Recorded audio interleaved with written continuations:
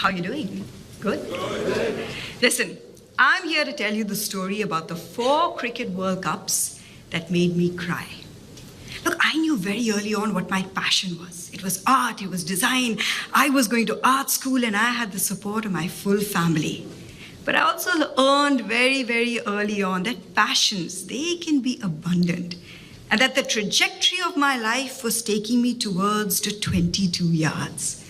Now, I had been working from 18, 19. I had a part-time job in college because my father's army officer's salary was not going to indulge these South Delhi ambitions of going to PVR, watching movies. We didn't have streaming services like we do now, okay? So I had to get a job. And by the time I was 22 years old, I had the platform of sports broadcast. I had opportunity. I had responsibility. I had the ability to make money. When my Nani was 22 years old, she lost everything in partition. She had to build her life from the ground up. So I come from a line of self-sufficient, enterprising women who know the power of chasing your passions and your profession. Listen, I want to get off this ride. I did not grow up watching cricket like all of you did. And I know the judgment and scrutiny that comes with a woman hosting cricket. But I was not given an option. I'd pack my bags for a football tournament in Goa before I've taken out that wardrobe. I'm given my boarding pass for a cricket tournament in Chandigarh, and I know that this is the moment. This is the make it or break it. This is the sink or swim. And I decide I'm going to dive in head first. And suddenly, as a young broadcaster, I'm exposed to iconic commentators. I'm interviewing legendary cricketers, and I take it all in. My thesis of notes is this big. I ask questions. I ask some really silly questions. But I learned that when you're outside your comfort zone, it's so much better to be overworked than overwhelmed. What I did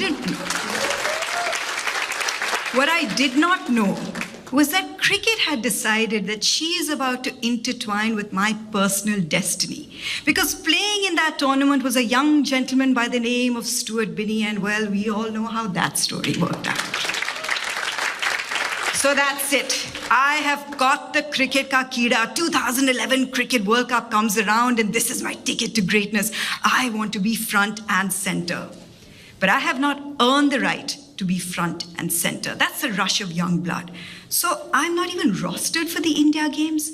I miss out on the magic at Wankhede, and I'm hurt and I cry these angry tears, and I can't even appreciate that I am, in fact, hosting a Cricket World Cup. But by working on non-India games, I had to push myself to evolve as a broadcaster, and I worked on my weaponry, the armor we possess, and that's the wealth of our knowledge. And 18 years into this industry, you will not find me anywhere without my notes. You know, sometimes all of us, we want to smash it out of the park, but you have to wait for that perfect delivery. 4 years on, I know that there's another Cricket World Cup on the horizon, and so much has changed in my life. Now I am married to an Indian cricketer, and together we're in the spotlight. And if I'm being honest, we are severely scrutinized, and it is stressful because I'm constantly shifting between, the wife mode and the presenter mode. And the wife in me, I am so proud to watch my husband wear that India blue, to see him play test cricket for this country. But the presenter in me, yeah, thank you for that. The presenter in me, she can't show any of those emotions. She crushes them down because it's not allowed. And then the 2015 Cricket World Cup comes around, and it's my first tryst with an India-Pakistan game. And now what am I supposed to do?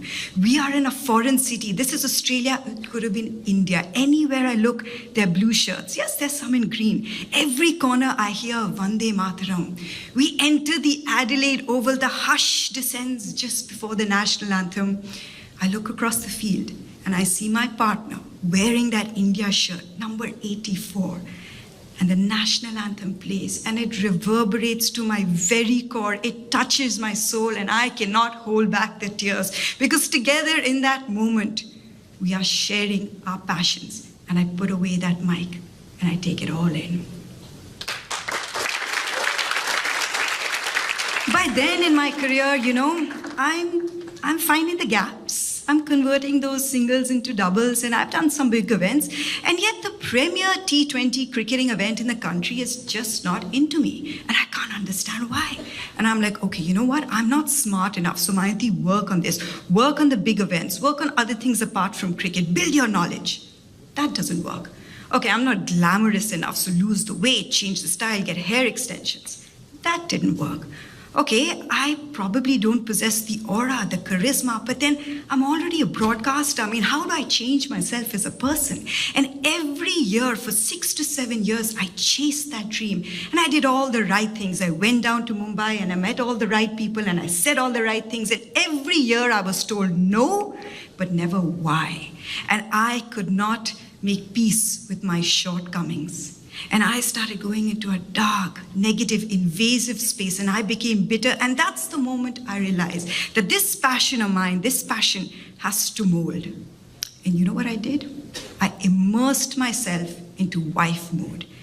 And I have spent close to a decade watching my husband play in the most exhilarating T20 league in the world. And I sat in his box and I wore his jersey. And I was completely biased that a presenter just doesn't allow you to be.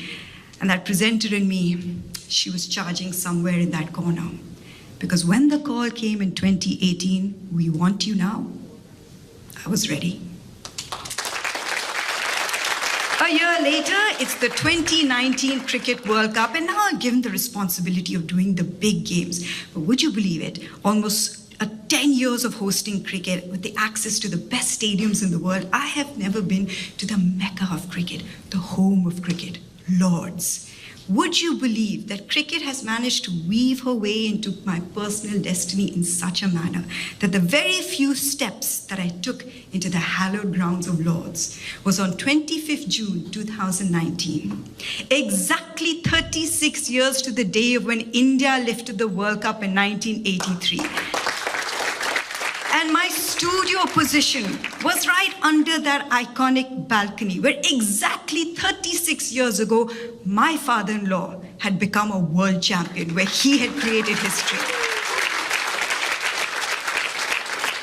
One of my biggest regrets as a broadcaster is that in 2014, when India won that test match at Lord's after waiting nearly 3 decades, and my husband played in that match, I wasn't there. I missed out. I wasn't at Lord's. I felt like I'd missed out on a chapter of our familial history. But I was here now. And I ignored protocol. I didn't look at my rundown. I ignored my producer's call. And I FaceTime, not call. I FaceTime my father-in-law because he never speaks of his achievements. And I didn't have the words to say. I was so emotional. I just showed him a picture of that balcony. I said, look, I'm here. And who am I with? Your sunny teammate on the day 36 years ago you created history. I finally get to be at this venue. Cricket.